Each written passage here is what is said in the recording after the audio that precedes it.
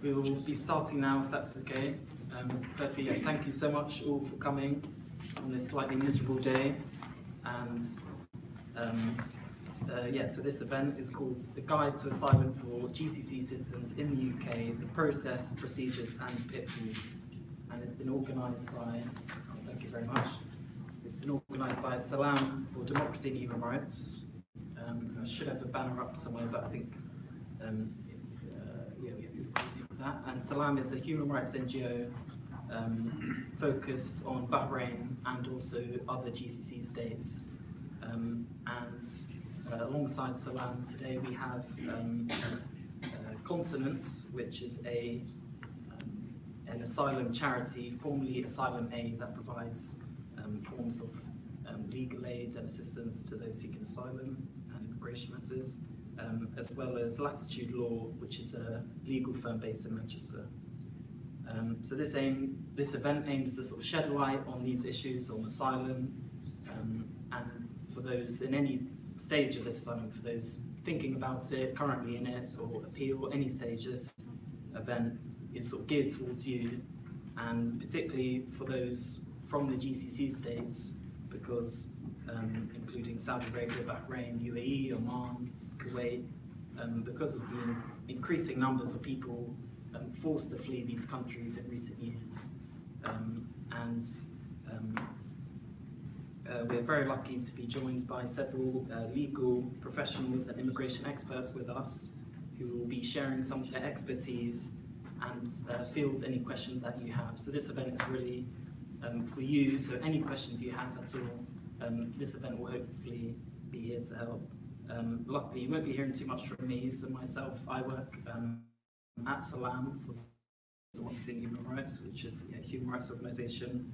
So I cover human rights and issues in the Gulf, but don't have a legal background. So fortunately, we do have some legal experts with us here today. So to my right, we have Aisha Azam, who's an immigration solicitor and supervisor at Consonance. And in the middle, we have Gary McKindu, who is a managing director and solicitor for Latitude Law, which is a law firm in Manchester. And on the right side, we have Azhar Iqbal, who's an immigration and human rights lawyer based here in London. And another colleague will be joining us later on as well, hopefully. So we're very lucky to have such a wealth of expertise here on the panel. Most importantly, we have you here in the audience, so hopefully this event will be very useful for you. So just to run over the proceedings of the event, we'll start with a brief introduction from Jawad Fayrouz, who's the chairman of Salam for Democracy and Human Rights, and then we'll hear from each of the speakers. I think Gary has a short presentation prepared, which will be a bit of an introduction to these issues, and then we'll hear from each speaker in a sort of informal way, and just a heads up that we have the room in this setting so we can allow for filming of the panelists, so we can then share to those who are unable to attend, so you and the audience will not be filmed. So just bear in mind, if you have a question and you don't want to reveal who you are, then just bear that in mind. But we won't be filming the audience. But we want this to be sort of as interactive as possible, so don't be put off by this slightly formal format at the moment. Without further ado, then I'll introduce Jawad Fayrouz, the chairman of Salam, who has a few words in introduction. Thank you very much, George. Good afternoon, everyone. I'm so pleased to be with you today and hosting you, and thanks for our guests, Azhar, Gary, and Aisha, and our fourth colleague will join later on to participate with us in this event. I was a asylum seeker, so I've already been through all this process that this gentleman and lady will talk about today.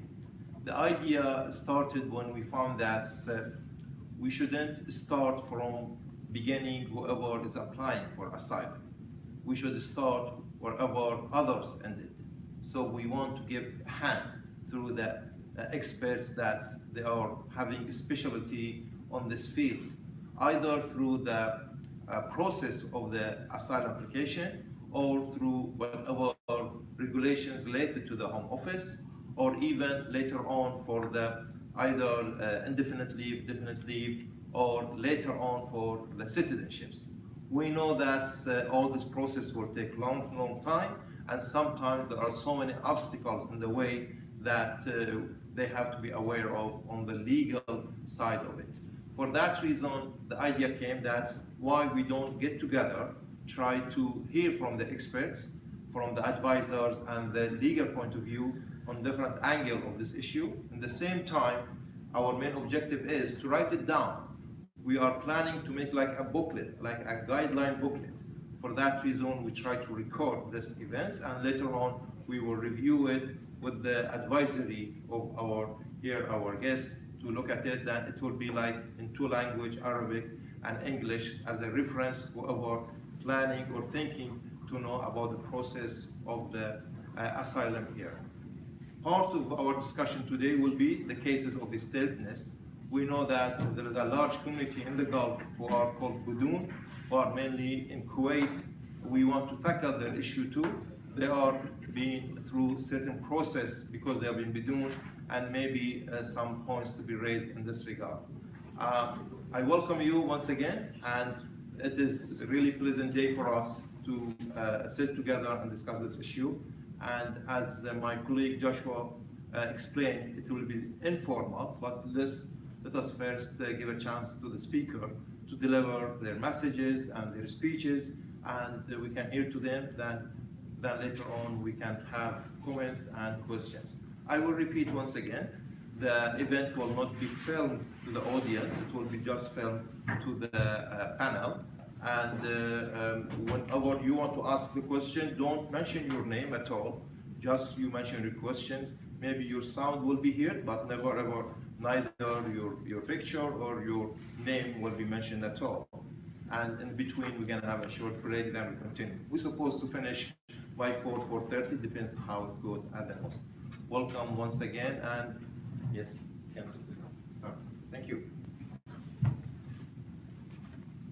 Good afternoon, everybody.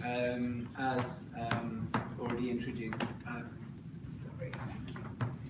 As already introduced, my name's Gary, and I'm an immigration solicitor based in Manchester. We have an office in Liverpool as well, and we also do some work in London. I began my career at the Home Office many years ago, and I was deciding asylum claims back in the 1980s. I know I don't look old enough, but it's true. I then moved into legal practice, and I've been working in this field for almost 30 years. My practice now is a split between refugee work and more general immigration and some corporate work as well.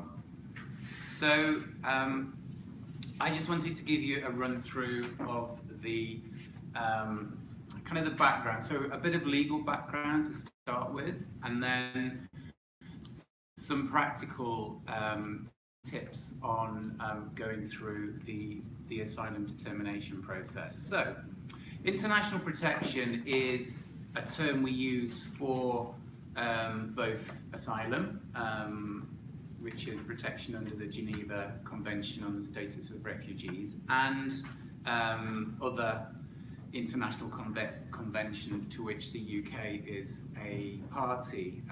The UK's ratified pretty much all international conventions and agreements in relation to protection, but as lawyers we tend to just refer to a few of these. So the Refugee Convention, the European Convention on Human Rights, specifically Articles 2 and 3, which protect an individual from either death or inhuman or degrading treatment or punishment.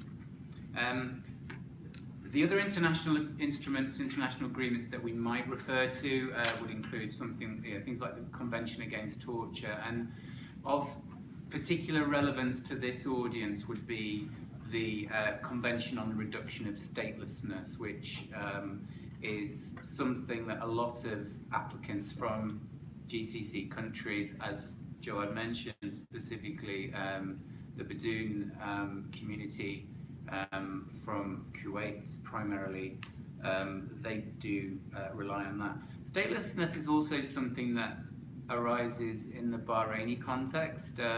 We've done a lot of work over so many years, basically since 2011 really, on asylum claims for Bahraini nationals.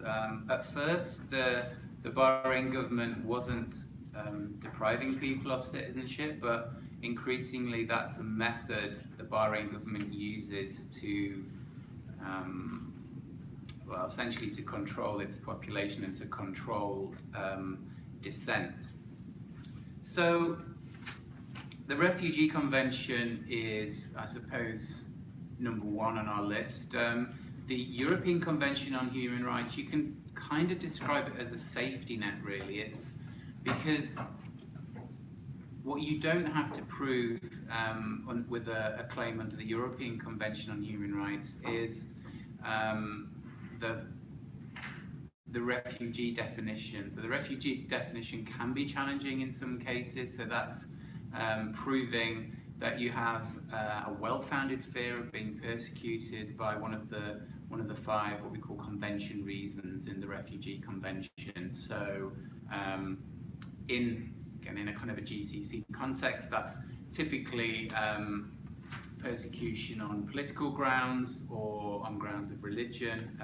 It might also include one's membership of a particular social group, somebody whose claim is based on their sexuality, for example. Sometimes a woman who's claiming asylum might be a member of a particular social group and be able to use that as a refugee convention reason.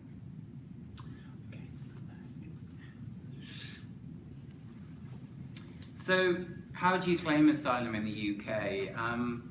Many people do it at the port of entry when they first arrive here. That's really what the Home Office would prefer you to do, if I'm honest. It has its advantages. It gets you in the system more quickly. It means you don't have to travel to Croydon. It also avoids the possibility of being treated as an illegal entrant. So an illegal entrant, as you might expect, is somebody who comes into the UK unlawfully, or the Home Office says you came into the UK unlawfully. And that can cause you problems in the future. For example, when you get to stay and you're naturalising British, if you've been an illegal entrant at any time, then that might not count towards your residence for naturalisation purposes.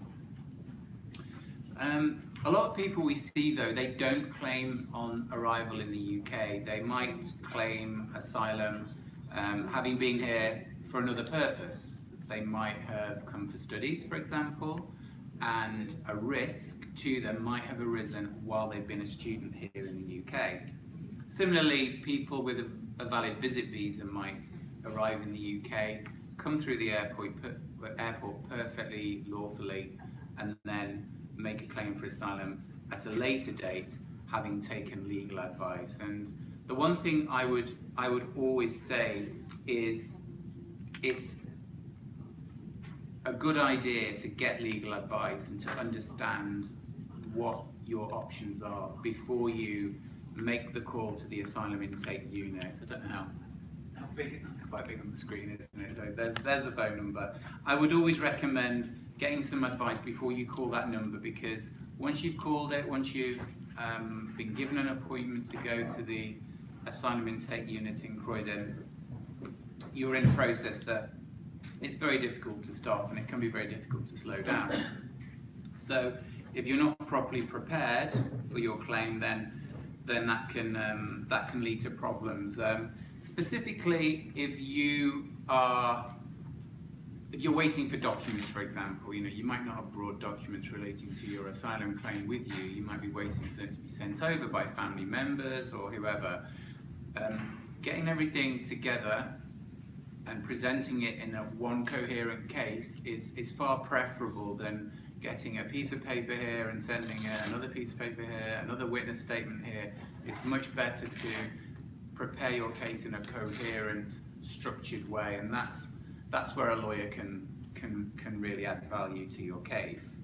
The other thing I would mention is it's possible to become a refugee and to make an asylum claim, even if when you left your country you didn't have a fear of going back there, that may arise, for example, through your activities here in the UK. If you're active on social media and you're critical of your government, that can lead to what's called a surplus protection claim, and it's perfectly fine. You can base a claim on activities after you left your home country. There's no rules against that.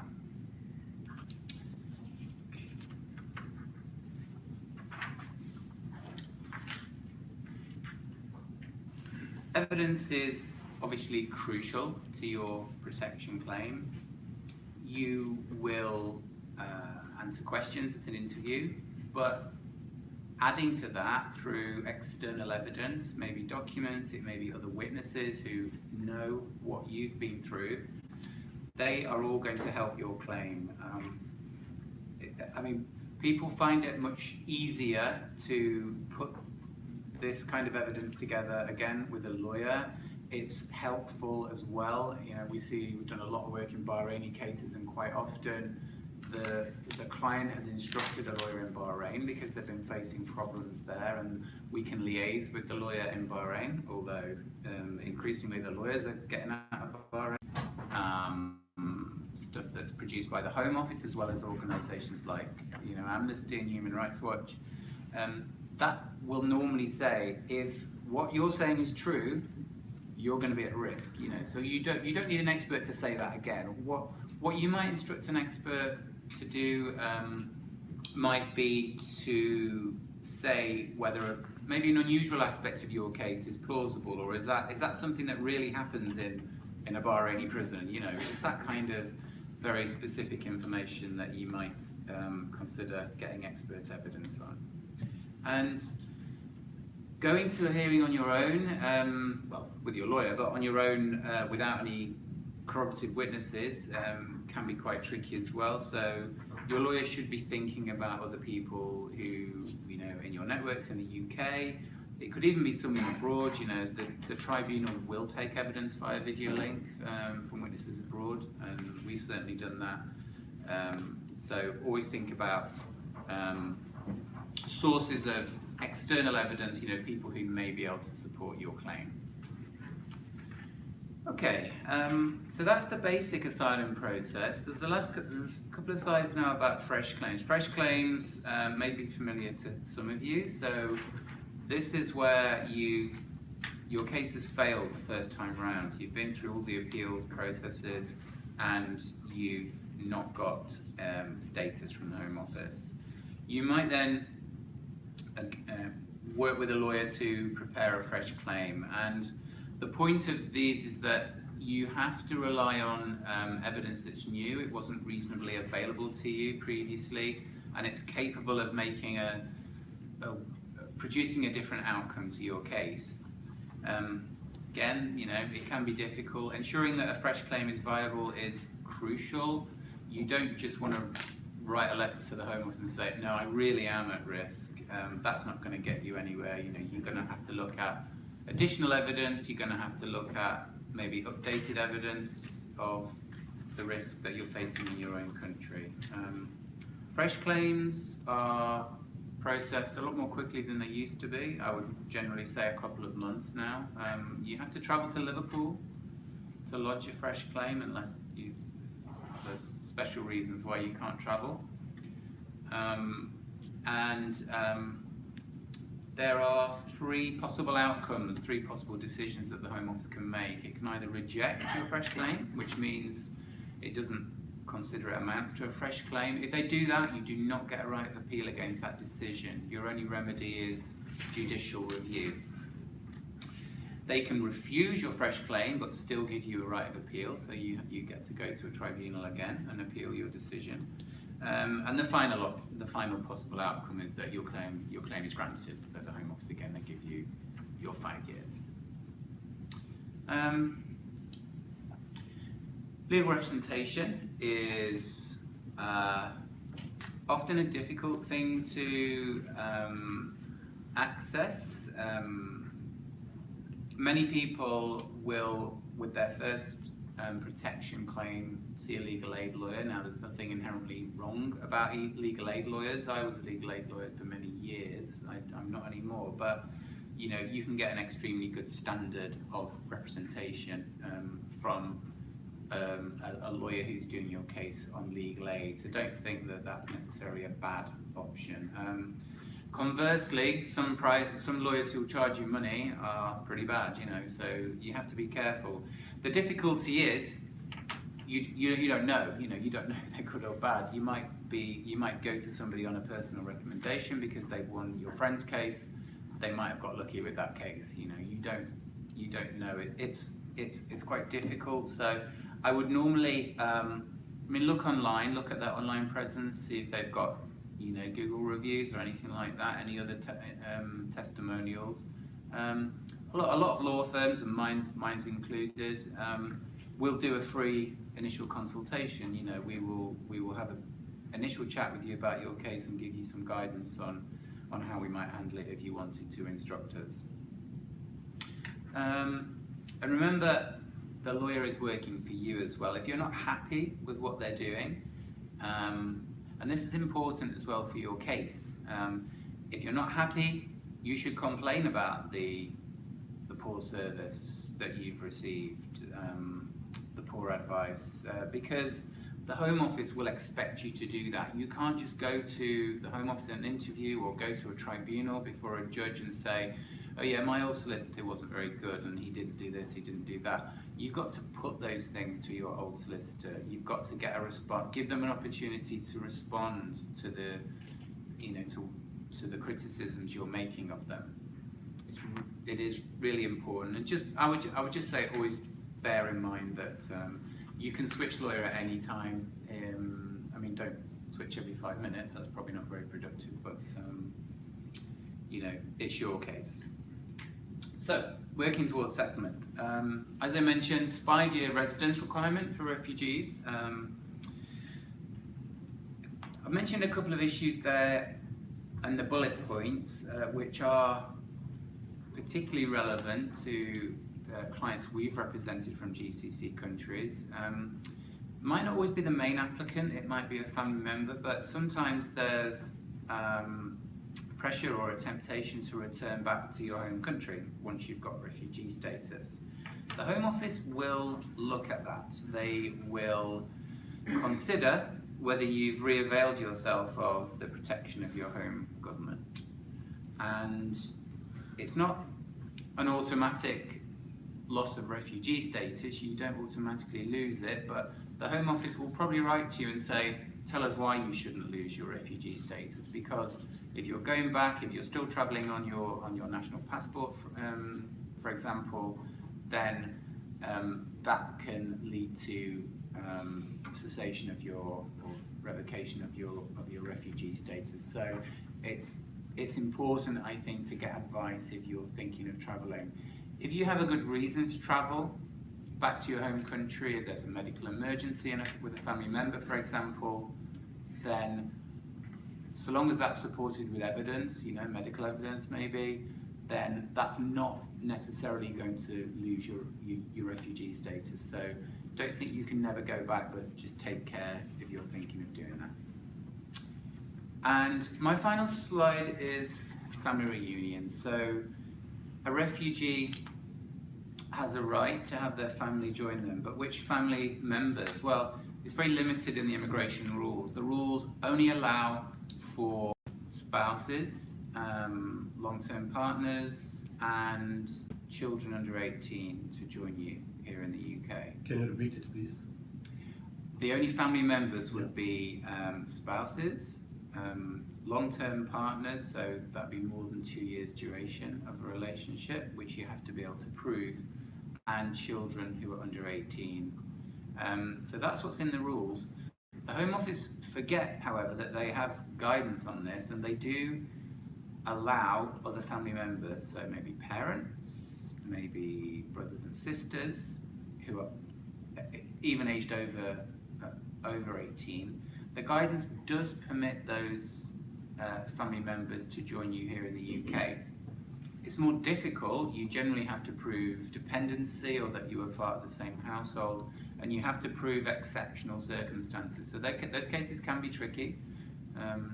But we got a decision on a Syrian client's family reunion application very recently, and the Home Office just ignored their policy. They didn't apply it at all. We were applying for parents of 3 brothers who are here as refugees, and they just refused them outright. They didn't look at the guidance. So always bear in mind that wider family members can potentially join a refugee here in the UK. So that's my whistle-stop tour of the refugee process. Thank you very much. These issues which we can then share around. And from another speaker, so to my right is Aisha Azam, who's a immigration consultant at Consonant, which is a legal charity that provides various immigration services. So Aisha, is there anything off the back of that, or things that Gary may not have covered that? That's it. So Gary actually did a very good job covering all the basics of the refugee journey. But from a video clip that Consonant has made, which we thought may be useful, maybe if we can load that up, is actually in Arabic. It's about the appeal process, to give a more deeper understanding onto the appeal process, and then hopefully we can take any questions or any practical tips that any of the audience may want to know.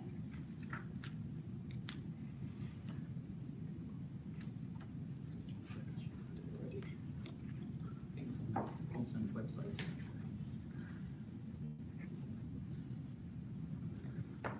Is it about appeal?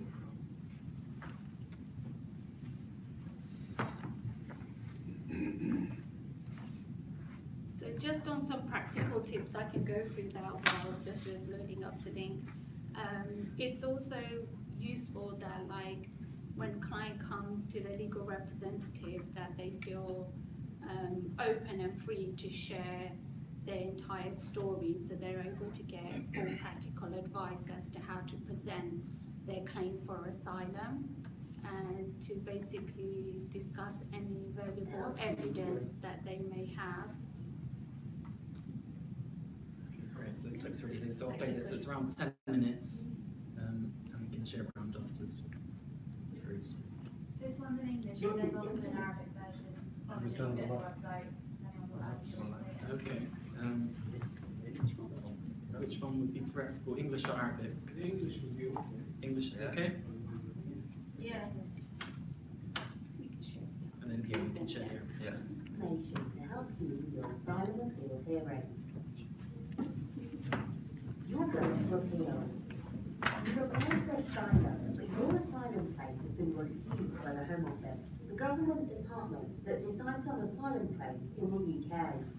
You or your solicitor have appealed against this decision because you think it is wrong, and now your appeal is going to be heard by an independent judge at the first-tier tribunal. The tribunal is completely independent from the Home Office. This is your chance to try and get the Home Office decision changed so that your claim for asylum is allowed. My friends and I have been through the asylum appeals process ourselves. This is the information we wish you had known.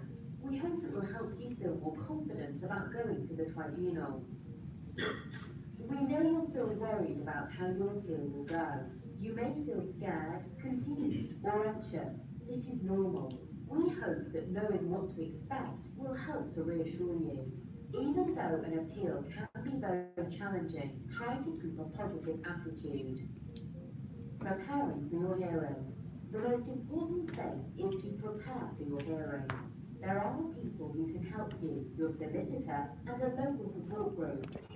A solicitor advises you and prepares your case. If you haven't got a solicitor, ask a support group to help you find one or use the Law Society's website. Your solicitor will prepare your witness statement. A witness statement explains any issues raised in your refusal letter or your interview records. Try to contribute to the witness statement to make sure it's accurate. accurate. Don't be afraid to correct any mistakes in the statement. Make sure you tell your solicitor everything that has happened to you, even if it's very hard and involves traumatic experiences such as rape, domestic violence, or torture. Ask your solicitor to explain the legal argument to you. If you find it difficult to speak or understand English, you should ask for an interpreter in your own language. The tribunal interpreter only works in the courtroom. Ask your solicitor to inform the tribunal in advance so that they can book an interpreter to attend the hearing and so that you can talk to your barrister outside the courtroom. If you are a woman who can't speak in front of men, maybe because your case involves sexual violence, discuss the option of requesting an all-female court with your solicitor, or put this on your appeal form. The tribunal will decide if this is possible. Before your hearing, reread any witness statements and your reasons for refusal letter. It's really important to think about questions you may be asked in the appeal hearing at the tribunal. In particular, think about the reasons given by the Home Office for refusing your asylum claim. Make sure you know where the tribunal is and the time and date of your hearing. If you live in accommodation provided by the Home Office, you can get a ticket to travel to the tribunal. You must take your notice of hearing to the Asylum Support Office, and they will send you a ticket. Knowing what to expect. It will really help if you know what to expect.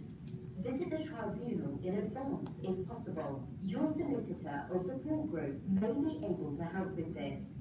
You may be able to observe an appeal hearing as they are public. If you know anyone who has been to an appeal hearing, talk to them about it. Remember, your appeal is a positive opportunity to be heard by a judge and explain your case. It may overturn the original refusal. On the day of the hearing, make sure you get to the tribunal in time. Although your appeal will be listed for 10 a.m., make sure you arrive before then. Although it may look like the courts you see on TV, the tribunal is not for criminals. At the tribunal, everyone goes through security. You will go through a metal detector and your bags will be searched. This is to make sure everyone is safe. Do not take any sprays and aerosols, perfumes or deodorants, or mirrors as they will be kept by security. Let reception know that you've arrived. You will then wait near your courtroom. The court clerk will come out before 10 a.m. and ask your name. Your barrister represents you in the court. Arriving early may enable you to talk more privately to your barrister. Ask them if there is a private room available. You may have to wait several hours for your hearing as the order is decided on the day. The tribunal starts cases until 4 p.m.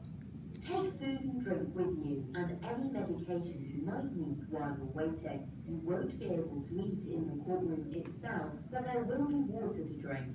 It's best to keep your mind active so that you are alert when you go to court. Difficult experiences like being tortured or raped or harmed by a member of your family in your country. Use the exact word for what happened, even if it is hard to say and makes you feel upset or ashamed. You may have to explain how things are in your country. The Hoppo's role is to test your evidence. They may challenge you or suggest that you are lying. If you feel upset or confused by a question, ask the Hoppo to repeat the question to give yourself time to think.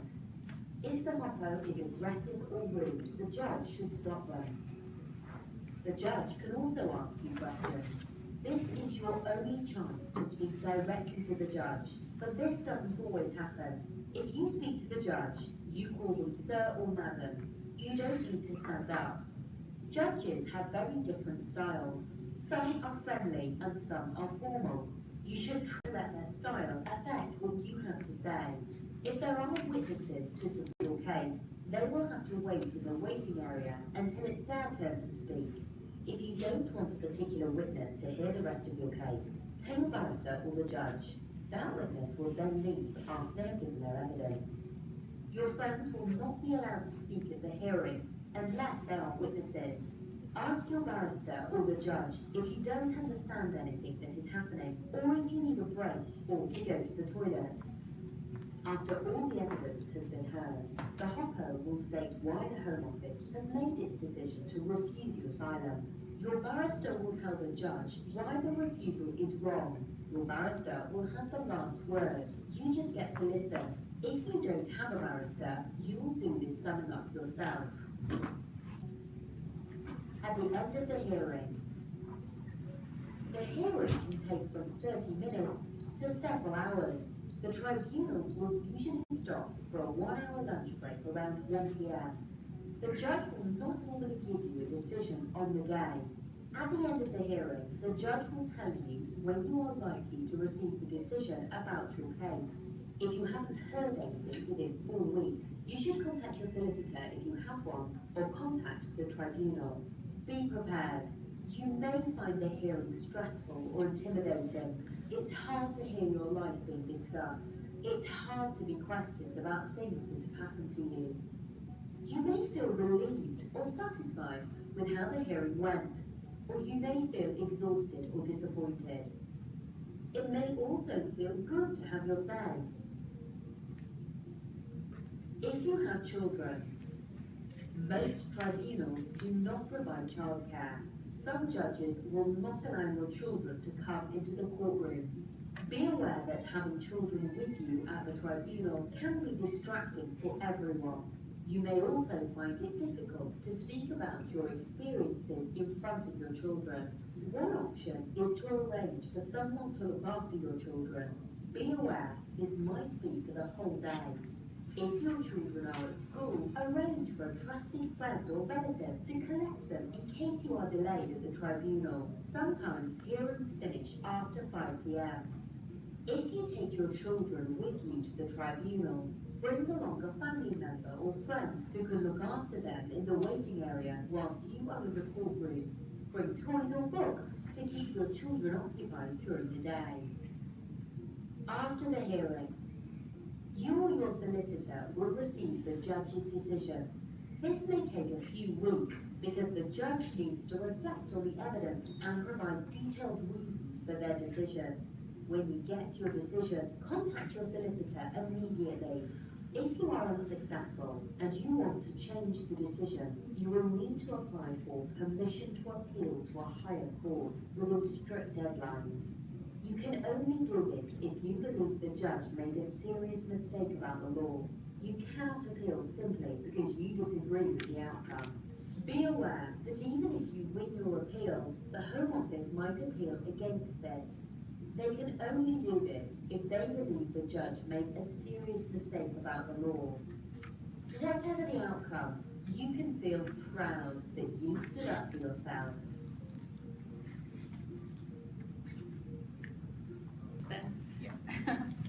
On the asylum process. So I mentioned about the client feeling free to basically disclose the sensitivity of their claim, so that the client or the solicitor is able to, or the asylum caseworker is able to assess and guide the client as to how to put forward their asylum claim.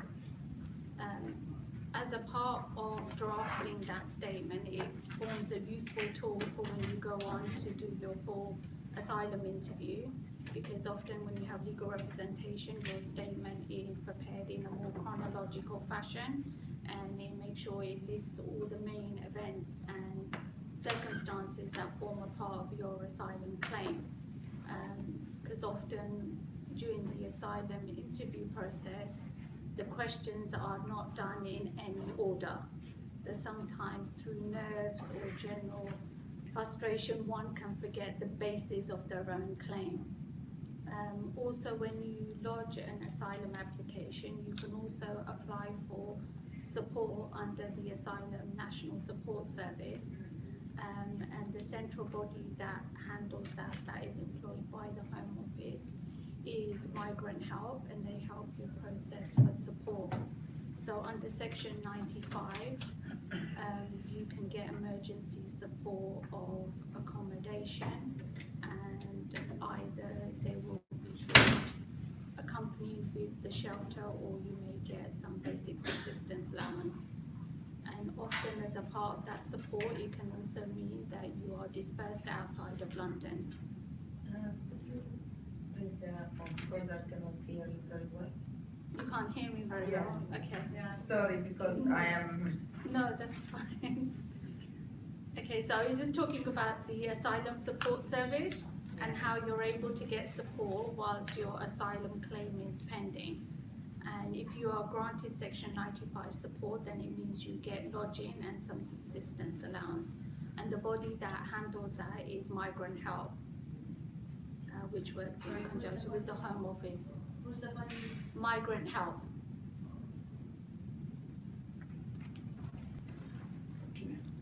So my name is Azhar Iqbal. I'm partnering a London-based law firm, Law Solicitors. We normally deal with human rights cases, family and immigration. Most of the things Gary and Asha have covered in their presentations, and there's not too much to chip in. But I just want to add something, whatever I feel that I need to discuss it with you. When to claim asylum, as soon as you know that you have well-founded fear of persecution in your country and you can't return to your country. If you return to your country, you will be physically tortured or you will be killed. You need to claim asylum as soon as possible. And because sometimes it happens that, like Gary told you, that when you get into the country, when you arrive here, you don't have that fear. And in your when you are living in this country, and meanwhile something happens, the circumstances change, and you get that well-founded fear of persecution. But soon you know you need to inform to the Home Office, you need to claim asylum. And at the same time, if you are getting late to claim asylum, and if you have just delayed to get legal assistance on that what to do in that circumstances, if you are having some sort of well-founded fear. So you need to explain to because Home Office during interview, the Home Office, normally the caseworker asks the immigration officer that if you are having well-founded fear of persecution for a long time, why you didn't claim asylum before? Why you are coming to the Home Office after 1 year, 2 years, or 3 years?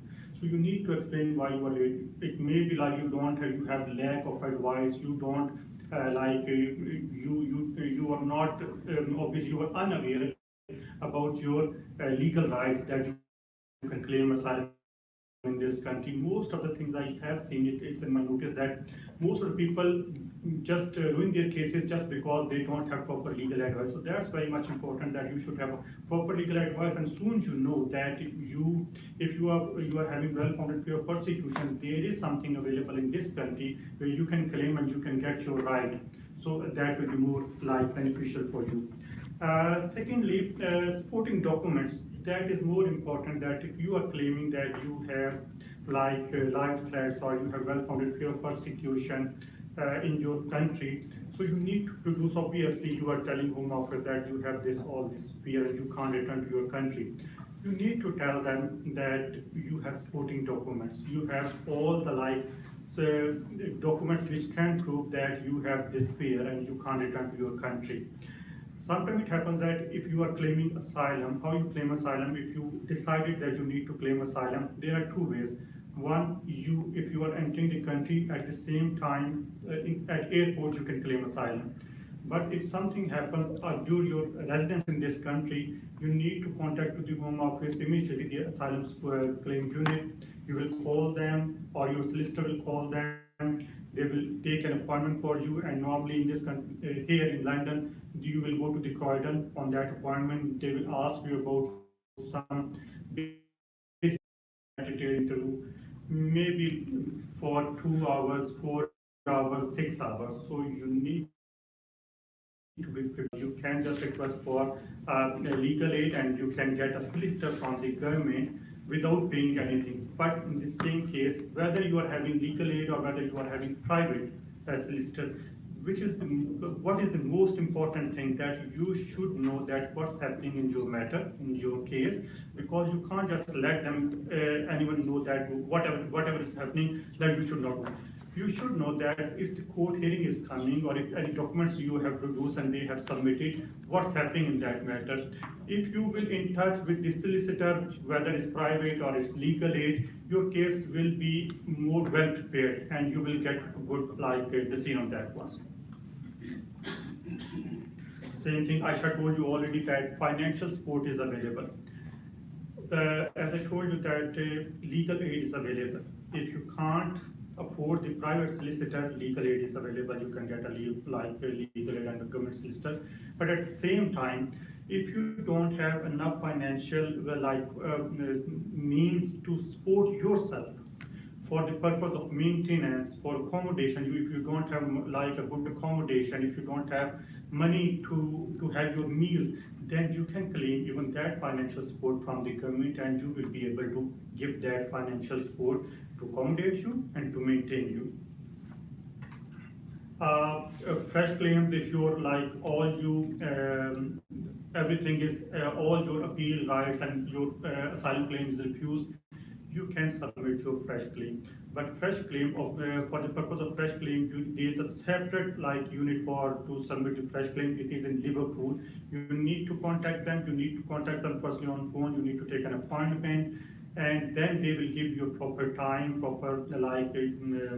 a time and date to submit your all supporting documents in person. You can't submit by post until they permit you. You need to go there in person and you need to submit all your documents for the purpose of further submission. And at the end of the day, then again on the basis of the documents, they can refuse your claim, they can allow your claim, and whatever will happen, you will just move forward legally, whatever legal remedies are available.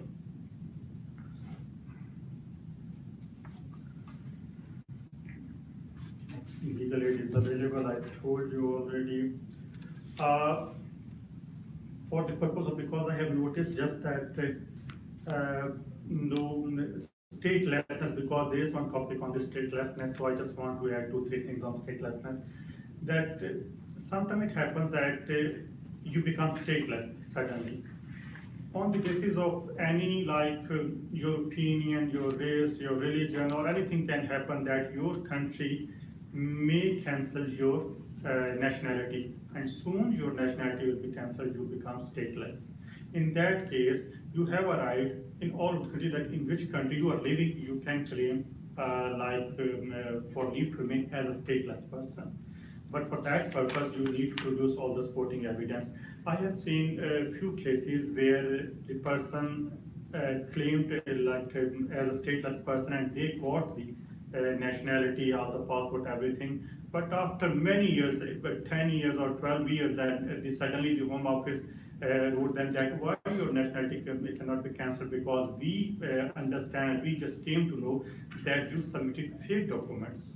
So you need to make sure that there shouldn't be any fake document. Most of the time it happens that if you are claiming asylum, or if you are claiming your further leave as a stateless person, some friend may advise you that you can produce these documents, you can prepare these documents, which is not which in other sense, in true words, these are the fake documents. So don't go for that one. Always make sure that you need to avoid all these kind of rubbish advices. You need to go to a proper solicitor and you need to go for a genuine legal advice and submit all the legal documents, because if you are submitting your fake documents at the end of the day, even if you are just getting your whatever you are claiming asylum or the nationality in this country on the basis of stateless, after a few years, after a few months, soon the Home Office will know, they will cancel everything. So you need to make sure you need to follow the genuine legal advice. I have seen these cases that where the passport has been cancelled on the basis that you are not genuine. So make sure it should not be happen. From my side, it's done. If you need any question. Thank you. Yeah, maybe I think I've just heard that there's